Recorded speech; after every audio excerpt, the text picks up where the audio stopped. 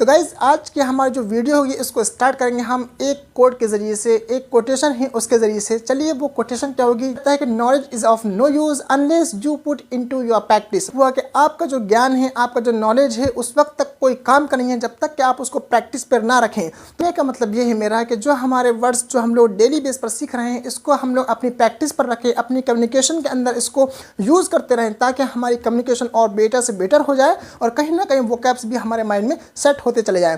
आज का हमारा जो सबसे पहला वर्ड है गाइस वो है under the illusion. Under the illusion का मतलब होता है गलत फहमी में होना, गलत फहमी में होना। जैसा मैंने कहा यार कि वो जो है ना वो गलत फहमी में है तो आप इसको बोलिएगा he is under the illusion. या मैंने कहा सर आप गलत फहमी में है तो आप बोलिएगा you are under the illusion, मतलब आप जो है गलत फहमी में है। अगला जो हमारा वर्ड होगा वो है get to know. Get to know का मतलब होता है पता चलना, मतलब मालूम होना। जैसा मैंने कहा सर कि मुझे आपके बारे में पता चला है, I got to know about you. क्या बोलिएगा, I got to know about you. मैंने कहा सर मुझे अपॉर्चुनिटीज़ के बारे में पता चला है, आप बोलिएगा I got to know about the. कहा सर कि मुझे आपकी हेल्थ के बारे में पता चला है कि आपकी हेल्थ सही नहीं है, आप इसको किस तरह बोलिए, आप बोलिएगा I got to know about your health that you are not well, मतलब मुझे आपकी हेल्थ के बारे में पता चला कि आप ठीक ठाक नहीं है, आप स्वस्थ नहीं है। तो अब चलते हैं अगले वर्ड की तरफ और वो ये है हमारा वो है इनामेस। इनामेस का मतलब होता है मुश्किल में होना, ट्रबल में होना, दिक्कत परेशानी में होना।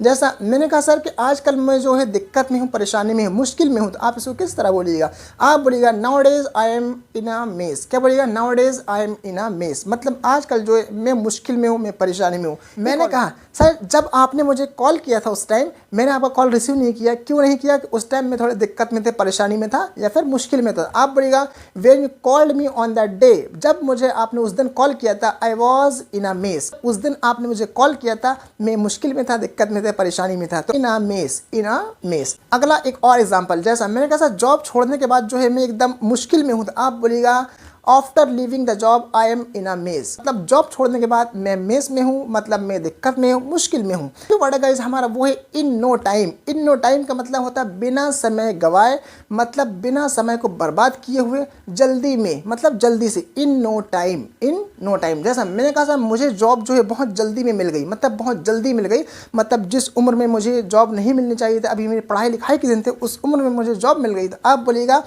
आई got the job in no time. क्या बोलिएगा, I got the job in no time। या I reached on the top in no time, मतलब मैं टॉप पर, एकदम ऊंचाई पर बहुत जल्दी में पहुंच गया, मतलब बहुत ज़्यादा समय मुझे नहीं लगा, बहुत ज़्यादा समय मैंने नहीं गवाया, बहुत ज़्यादा समय इधर उधर मुझे वेस्ट करना नहीं पड़ा। तो आप इन नो टाइम का यूज़ कर सकते हैं। कहा सर कि अगर आप मेरी वीडियोज़ को डेली देखते हैं तो आपका इंग्लिश लेवल जो है बहुत जल्दी इंप्रूव हो जाएगा, बहुत ऑसम हो जाएगा, बहुत जल्दी में। तो आप बोलिएगा if you watch my videos daily your English level will be awesome in no time, your English level will be awesome in no time। अगर आप लोग मेरी वीडियो को देखते हैं तो आपका जो इंग्लिश लेवल है बहुत जल्दी एकदम ऑसम हो जाएगा, ज़बरदस्त हो जाएगा। तो आप वहाँ इन नो टाइम का यूज़ कर सकते हैं। गाइस हमारा वो है इन एक्शन। इन एक्शन का मतलब होता है हरकत में होना, मतलब किसी काम को करना, हरकत में आ जाना। जैसे फॉर एग्जाम्पल मान लीजिए कोई मीटिंग है और मीटिंग में डिस्कशन वगैरह चल रहा है, ठीक है, लेकिन उसका जो डायरेक्टर है, बॉस है, उन्होंने कहा कि चलिए बहुत हो गए डिस्कशन वगैरह, बहुत हो गए, बोले इनफ इज डिस्कशन। क्या बोलिए, enough is discussion,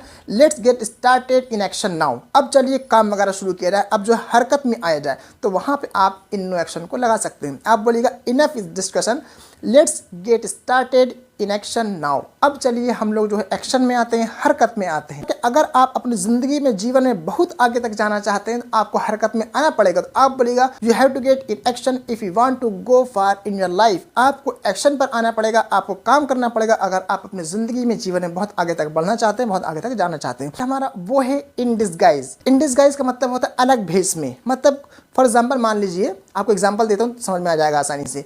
in disguise का मतलब हुआ अलग भेष में, मतलब अलग रूप में। जैसा कभी कभी देखते, आपने देखा होगा सीबीआई ऑफिसर वगैरह होते हैं, जो सीबीआई जांच वाले होते हैं, एकदम अलग भेष में आते हैं ना, वो सिर्फ क्रिमिनल को पकड़ने के लिए। आप इसको किस तरह बोलिएगा, आप बोलिएगा CBI officers always go out in disguise to catch the criminal। Officer always go out in disguise to catch the criminal, मतलब हमेशा जो है वो लोग बिना ड्रेस के आते हैं, एकदम ऐसे आते हैं आम इंसान के तरीके से, और किसको पकड़ने के लिए आते हैं, सिर्फ और सिर्फ एक क्रिमिनल को पकड़ने के लिए। तो आप वहाँ पे लगा सकते हैं इन डिस्गाइज। ये बहुत, तो गाइज ये वर्ड बहुत ज़बरदस्त वर्ड है। एक और एग्जाम्पल देखते हैं हम। फॉर एग्जाम्पल मान लीजिए कहीं काम चल रहा है, ठीक है, और इंजीनियर ने बताकर चला गया है, मतलब जो उसके देखभाल करने वाले उनको बताकर चला गया है कि देखिए यहाँ ये काम करना है, ये काम करना है, ये काम करना है, लेकिन जो है इंजीनियर एक दिन उनको चेक करने के लिए, उनको देखने के लिए कि काम का जो प्रोग्रेस है, काम की जो तरक्की अभी तक कहाँ तक इम्प्रूवमेंट हुई है काम के अंदर, ठीक, तो उसको देखने के लिए अलग भेस में आया। तो आप an engineer visited to the site in disguise to check the progress, in disguise to check the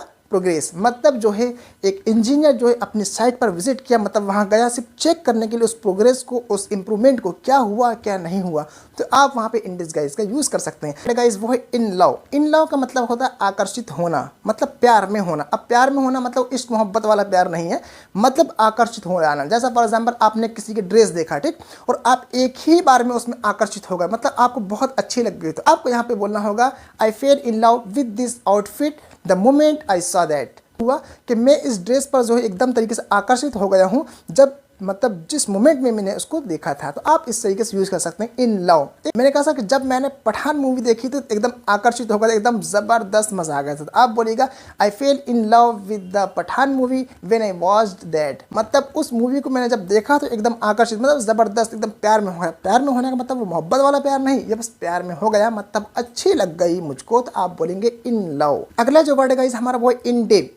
in date का मतलब होता है कर्जा में होना, आभारी होना। जैसा फॉर एग्जांपल मैंने कहा सर कि मैं अपने फैमिली का, अपनी मम्मी का, अपने पापा का या फिर अपने फ्रेंड्स वगैरह का बहुत ज़्यादा जो है एक तरीके से आभारी हूँ। बहुत ज़्यादा जो उनका जो है मुझ पर कर्ज है कि उन्होंने मुझको पाल पोस के बड़ा किया और आज इस लेवल में लाकर खड़ा किया है। तो मैं अपनी मम्मी का जो है सर से लेकर के पाँव तक जो है एक तरीके से आभारी हूँ, उनका जो है शुक्रगुजार हूँ। उनका कर्जा जो है मुझ पर है, उन्होंने मुझे पाल पोस कर यहाँ तक पहुँचाया है, लाया है। तो आप जो किस तरह बोलिएगा I mean day from head to toe of my mom. क्या बोल I mean day from head to toe of my mom, मतलब जो है मैं अपनी मम्मी का बहुत आभारी हूँ, सर से लेकर के पैर तक के, मतलब पूरे तरीके से आभारी हूँ। एक छोटा सा इडियम है जिसको हम लोग बोलते हैं हेड टू टॉय, मतलब सर से लेकर के पैर तक। तो अब तक मैं अपनी फैमिली का जो है बहुत ज़्यादा आभारी हूँ, उन्होंने मुझे पाल पोस के इतना बड़ा किया, यहाँ तक ला करके छोड़ा है, मतलब हर तरीके से सपोर्ट किया है, मेरे साथ खड़े हुए। तो आप इसको किस तरह बोलिए, आप बोलिएगा I am in day from head to toe of my family. क्या बोलिएगा I am in day from head to toe of my family, मतलब मैं अपनी फैमिली का आभारी हूँ,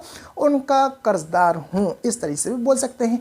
एक और एग्जांपल, जैसा मैंने कहा सर मैं आप लोग का बहुत आभारी हूँ, आप लोग मेरी वीडियो को लास्ट तक देखते हैं या देखें। Debt of you, thank you so much for watching my video. क्या बोलिएगा I am in debt of you, thank you so much for watching my video, या for helping me for watching my video, या कुछ भी आप इस तरीके से लगा सकते हैं, बोल सकते हैं। तो गाइस बहुत ही प्यारे प्यारे वर्ड्स हैं। इस वीडियो को देख करके आप लोग वर्ड्सों को लिखने की कोशिश करिए और अपने कम्युनिकेशन के अंदर इसको यूज़ करने की कोशिश करिए। I hope that you got well. Thank you so much for watching this video till the end.